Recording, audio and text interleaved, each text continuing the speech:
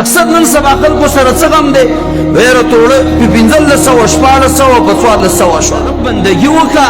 رب خوشاله کا د رب العالمین عبادت وکا هغه رب سره تعلق جوړ کا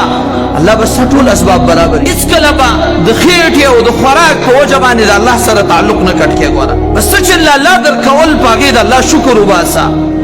د وجه رسول الله صلی الله علیه وسلم فرمایا عجبا لامر المؤمن ان امره كله خير د مسلمان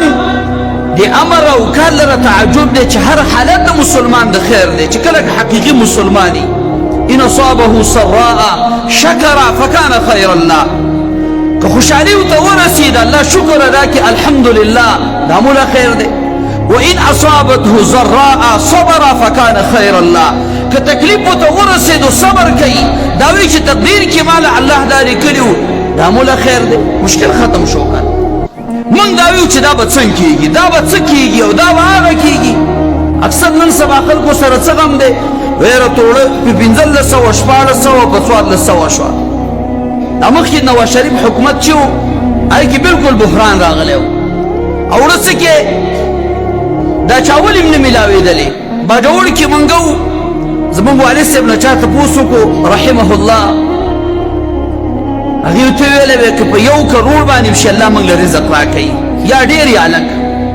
ځکه د رزق وعده الله موږ سره کړې ده الله وایي ما اريد منهم من رزق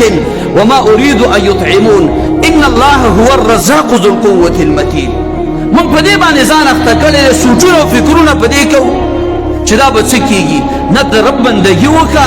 رب خوشحاله کا د رب العالمین عبادت وکړه هغه رب سره تعلق جوړ کا الله به ستا ټول اسباب برابر کړي د محمد رسول الله صلی الله علیه وسلم په دور کې څونه غربت د نبی صلی الله علیه وسلم چې دنیا نه رخصت شو وفات شو پیغمبر په کور کې پیسې وې کنه په هغې قرض خپل زغره هغې د یو دکاندار سره ګاڼه کړې وه